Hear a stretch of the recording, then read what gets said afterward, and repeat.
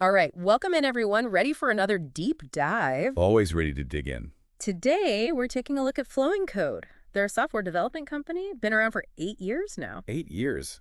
That's a pretty good run in the software world. It is, and they just put out this anniversary announcement. But we're not just here to say happy anniversary. We want to, really get into what they've been up to, what we can learn from their experience. Yeah, I mean, 8 years gives you a lot of data points. You can really see how a company evolves, what works, what doesn't. Exactly, and that's what makes it so fascinating for anyone, really, who's interested in tech, in software, in how companies build things that last. So let's jump in. We'll start with their client work. Seems like they've got their hands in a lot of different areas. Right off the bat, they mention building this cloud application deployment platform, and not just for anyone, for a major client. That's a pretty big deal, right? When you hear cloud deployment platform, what jumps out at you? What's the significance there? Well, a lot of companies are still struggling to just get their stuff into the cloud. Hmm. Migrating. Right, moving those legacy systems over. Exactly. But Flowing Code, they built the platform itself. That means they're not just users of the cloud, they understand it at a deep level. So we're talking architecture, automation, all that complex stuff. Absolutely. Containerization, orchestration, infrastructure as code, all the buzzwords. But more importantly, the actual expertise to make it work. They had to make some serious architectural choices to ensure that thing could scale, that it could handle whatever the client threw at it. And speaking of legacy systems, they also talk about modernizing them, which, as we know, can be a real pain. Oh yeah, legacy systems. Those are the heart of so many businesses, but they can be. Yeah, Well, let's just say they've got some quirks. to put it mildly. So what's the challenge there when you're trying to modernize something that's been around for maybe decades? It's not just about slapping on a new coat of paint. You're dealing with years, maybe decades, of built-up business logic, all tangled up in that code. Right, it's like trying to renovate a house where every generation added their own unique touches. Exactly. And you have to figure out how to bring it up to date without breaking everything, without disrupting the business. It's a delicate balance. You need that understanding of the past, but you're also building for the future. It's software evolution, Mm. and you have to be very careful, very strategic about it. You can't just rip and replace. And it's not just about the software itself. They also did some serious infrastructure work, setting up a high-capacity email server, upgrading an entire production environment. That's the kind of work that if they do it right, no one notices. But if it goes wrong, Oh, everyone notices. Yeah. You're talking about the core systems that keep a business running. Email, databases, operating systems, the whole stack. so what does it take to pull that off successfully? Meticulous planning, testing, redundancy, rollback strategies. You can't afford any downtime. And you need that deep technical expertise across all those different components. One thing that really stood out to me, they've got this comprehensive training program for their junior developers. Not just, here's the manual, good luck. They're really investing in them. That's huge. I mean, it shows they're thinking long-term. They're not just trying to fill seats. They're building a team. So what does that program look like? They cover modern technologies. They have exams. There's mentorship. It's not just about teaching the skills. It's about developing well-rounded engineers. It's like an apprenticeship. Yeah. And it creates this culture of learning, of continuous improvement that's so valuable for a company. They also mention expanding a hardware device management platform, adding new modules, bringing in cloud functionality. So it's not just about building something and then forgetting about it. Right. They're actively evolving it. That suggests a strong partnership with the client, a real understanding of their needs, and the ability to adapt as those needs change.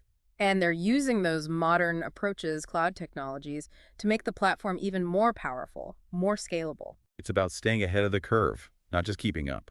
And finally, on the client side, they're working on a large ERP system. Long-term collaboration, they've built a flexible report generation framework, improved the UI. ERP systems, those are the backbone of a lot of businesses, but they're not always known for being the most user-friendly. Yeah, let's just say that. Right. So what difference do those improvements actually make? A flexible report generation framework. That's huge. It means users can get the data they need without needing a developer to write custom reports every time. So more power to the users, basically. Exactly. And the UI improvements, that's about making the system easier to use, more intuitive. That can have a big impact on productivity, on user adoption. Right. If people actually enjoy using the system, they're going to get more out of it. Absolutely.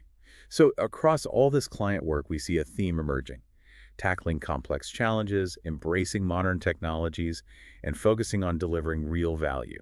Now let's talk open source. Flowing Code's been very active in the Vaadin ecosystem. Over 30 extensions on GitHub, that's a serious commitment. And it's not just about the number of projects, it's about the quality. They're considered a leading provider of Vaadin add-ons. That means their stuff is good, it's well maintained, it's useful, it solves real problems for developers. It's that trust factor, right? Other developers know they can rely on Flowing Code's work. Exactly. And they're not just writing code, they're improving the infrastructure around it. Deployment to Maven Central, that makes it easier for others to use their add-ons. It's like putting it right on the shelf in the tool shed. Exactly. And then there's the Javadoc Navigator that helps people understand how to actually use the code. And better demo deployments, so you can see the add-ons in action. It's all about making the open source experience better, more accessible. They even wrote an article summarizing their open source work. That's so important. It's about communication, about sharing their knowledge, about engaging with the community. They've also got some interesting blog posts, one about their preference for the time and material model. Yeah, that's a whole discussion in itself, but it basically means they prioritize flexibility, collaboration. They're not afraid to adjust the plan as they go, to work closely with the client. It's about finding the best solution, not just sticking to a rigid contract. And they've got posts about using their badge list component, the Google Maps add-on, integrating React components. Practical stuff. Real-world examples of how to use their tools. It's not just theory, it's here's how you actually solve this problem. Exactly. And that React integration, that shows they're not just focused on Vaadin, they're aware of the wider JavaScript ecosystem. So open source is clearly a big part of their identity. They're not just taking, they're giving back, they're sharing their knowledge. It's just part of their DNA. Now let's switch gears and look internally. They just got recertified for ISO 9001.201 time, and not just barely. No nonconformities. That's a pretty big deal, right? ISO 9001, that's like the gold standard for quality management. It means their processes, their documentation, everything is up to snuff. And the auditor even praised their team's commitment to quality. So it's not just about checking boxes, it's a real cultural thing. It's baked into how they operate. And they're constantly refining their workflows, their team roles, incorporating feedback. It's that continuous improvement mindset again. You have to stay agile, especially in this industry. Things change so fast. And they're still committed to environmental responsibility, to knowledge development. It's about more than just the bottom line. It's about being a good company, a responsible company. Now, looking ahead, they're working on a new enterprise development platform. That's ambitious. It sounds like they're taking everything they've learned over the past 8 years and pouring it into this new project. Streamlining development, building for scalability, that's a big vision. It is, and it's smart. They're not just building something in a vacuum. They're paying attention to industry trends, to what's coming next. They're trying to anticipate the needs of the future. Exactly. So 8 years in, Flowing Code is a company that's clearly firing on all cylinders. They're doing great client work, they're active in open source, they're committed to quality, and they're building for the future. It's a pretty impressive picture. It is. And it really highlights what it takes to succeed in this industry. Adaptability, innovation, a focus on quality, and a commitment to community. So as we wrap up here, let's leave our listeners with something to think about.